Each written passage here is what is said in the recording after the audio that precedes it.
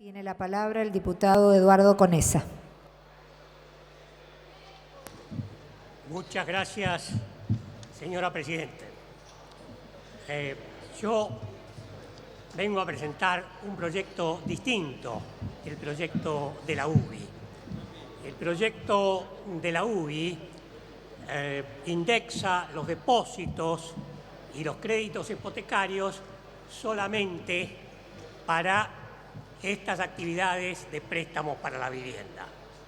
En el proyecto que yo presento se termina con la prohibición de la indexación. Incluso se permite la indexación de los salarios en los convenios colectivos de trabajo, en los convenios, en los contratos de trabajo, en los alquileres, en las hipotecas, obviamente, y esto permite superar una dificultad muy grande que tiene nuestra economía, que los contratos a largo plazo hay que hacerlos en dólares. Y el dólar cambia permanentemente de valor y crea una gran inseguridad en las transacciones. Por ejemplo, si un contratista de una obra, digamos una casa de departamentos, que va a durar 3 o 4 años su construcción, y bueno, si no puede indexar el precio con el índice del costo de la vida o el índice del costo de la construcción, tiene que pactar en dólares. Pero el dólar se mueve a veces erráticamente y entonces esto hace inconveniente para la economía. Es decir, la alternativa a la prohibición de indexar es el pacto en dólares. Y esto, a mi juicio, es un grave error, señora Presidenta. Yo creo que en nuestro país hay un prejuicio contra la indexación. Muchos piensan que la indexación retroalimenta la inflación. Esto es totalmente falso siempre y cuando se permita, como se permite en el proyecto que yo presento, la indexación de los depósitos a plazo fijo a más de 3 meses en pesos. Esto significa que si hay inflación, el público no tiene necesidad de comprar un segundo auto o un segundo lavarropas y acudir a la demanda de bienes para protegerse contra la inflación. Puede simplemente colocar su dinero en un plazo fijo indexado y de esta manera ahorrar. El ahorro en estas condiciones es el antídoto perfecto para la inflación. Por eso es falsa la tesis de que la indexación conduce a la hiperinflación. En realidad este tema ha sido analizado por muchísimos economistas. Particularmente voy a mencionar algunos. Por ejemplo, Alfred Marshall, el famoso economista inglés, ya en 1887 recomendaba la indexación con el índice del costo de la vida en contraposición a la indexación con el oro. Milton Friedman, el famoso premio Nobel, propone que en caso de inflación, bueno, un mal menor es siempre la indexación e incluso admite la indexación de los salarios en los convenios colectivos de trabajo. En Chile existe la indexación y Chile en estos momentos tiene una inflación de 1%, 1,5% anual. O sea, es falso que la indexación lleve a la hiperinflación. Lo que ocurre en nuestro país es que tuvimos una pésima experiencia con la llamada circular 1050 del 1 de abril de 1960. Pero esta circular no establecía la indexación con el índice del costo de la vida. Esta circular establecía un método de reajuste de los créditos sobre la base de la tasa de interés, que es un sistema completamente distinto. Es un sistema infernal que no se puede aplicar en un país con alta inflación. Pero esto no tiene absolutamente nada que ver con la indexación. En la indexación se reajustan los créditos con el índice del costo de la vida y no con la tasa de interés. Yo quiero también destacar que, a mi juicio, la UBI sí representa una mejora marginal para la construcción y la financiación de la vivienda, pero tiene un grave problema en nuestro país, que hay dos alternativas de inversión mucho mejores que la UBI. La primera es la de siempre, es comprar dólares. Cuando el tipo de cambio está sobrevaluado, como sin duda lo está en este momento, el mejor negocio es comprar dólares y esperar. Tanto más si hay recesión, porque si hay recesión es muy difícil encontrar un buen negocio para invertir. De manera que hay que desencillar hasta que aclare y mientras tanto comprar dólares y esperar el momento. Esta es una alternativa cierta. La otra alternativa que se ha mencionado acá es comprar LEVAX, traer dólares, convertirlos a pesos, comprar LEVAX, ganar 2% mensual en pesos, que después convertidos a dólares, en un cambio que se revalúa, bueno, da un 30% de inversión anual, de interés anual en dólares, el más alto del mundo. Mientras existan estas alternativas, es muy difícil que la UBI sea el gran éxito que se dice que va a tener. Yo no creo. También acá hay que hacer un comentario respecto de la política macroeconómica. En estos momentos, la base de la política macroeconómica y la lucha contra la inflación es restringir la oferta monetaria sobre la base de la emisión de las LEVAC, la famosa LEVAC. Esto hace subir la tasa de interés, pero a medida que sube la tasa de interés, baja el dólar. Y bueno, y crea la gran oportunidad precisamente de comprar dólares.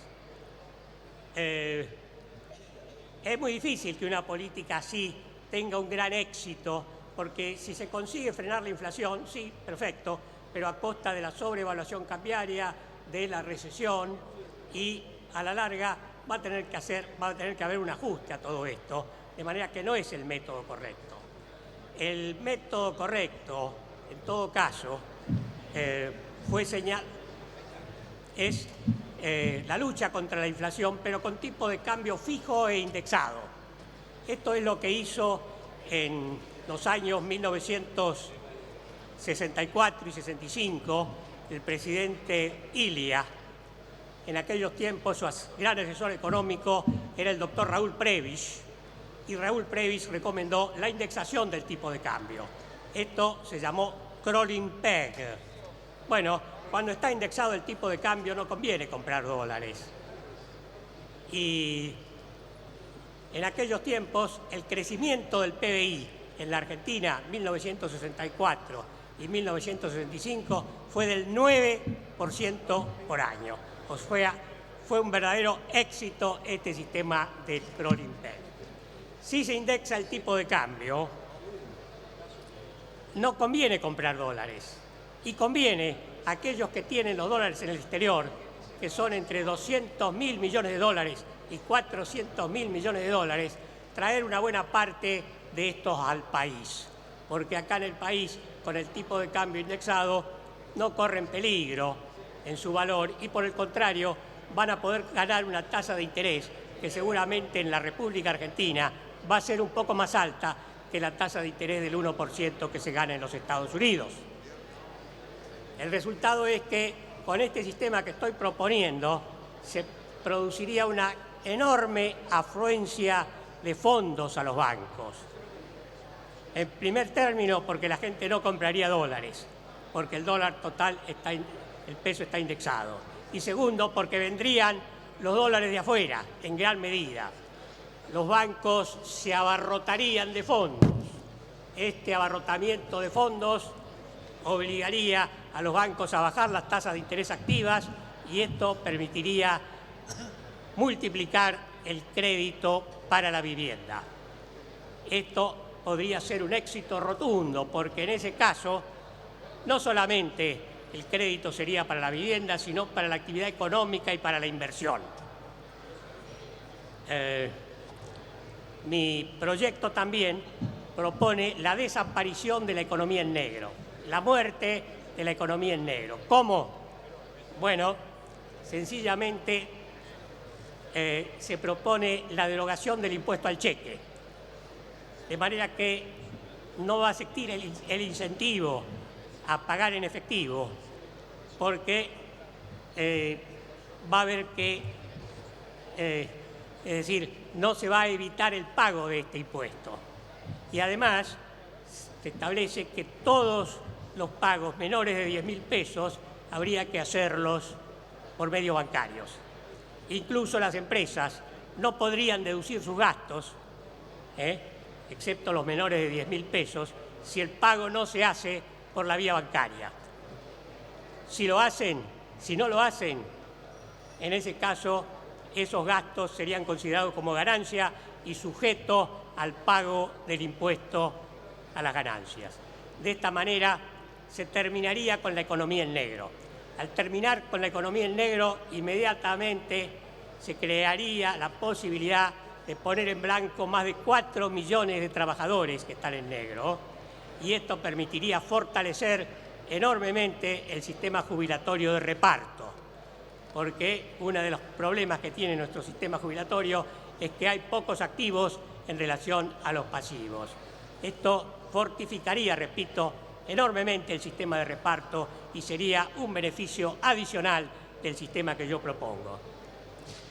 En el proyecto de la UBI se propone, por el contrario, al revés del mío, que el gobierno pondría 50.000 millones de dólares en fideicomisos.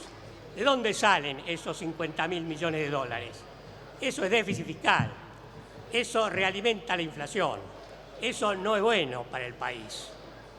En ese sentido, nuestro proyecto tiene una forma de financiación mucho más fácil. El mismo abarrotamiento de depósitos a plazo fijo que habría en los bancos permitiría financiar ampliamente la construcción de viviendas.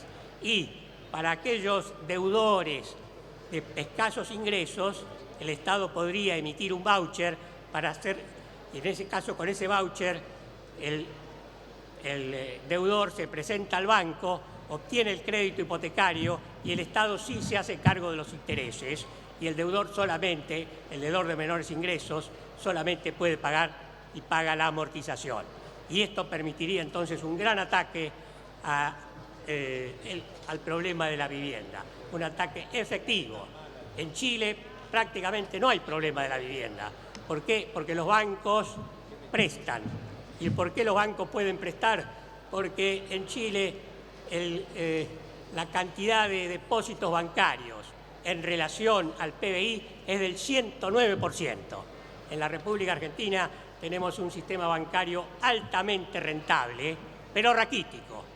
Los préstamos bancarios y los depósitos bancarios en relación al PBI son solamente del 14%. Esto es insignificante, es ridículo. El sistema bancario argentino tiene el mismo tamaño que el sexto banco del Brasil. Esto ocurre precisamente porque no se permite la indexación y porque existe un sistema de prohibición y entonces los ahorros se hacen en dólares.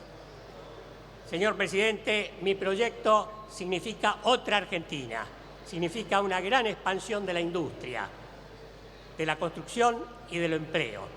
El éxito de nuestro proyecto significa el éxito de la Argentina y también del actual gobierno, del presidente Macri. En definitiva, esta es mi propuesta, señor presidente. Muchas gracias. Gracias, señor diputado.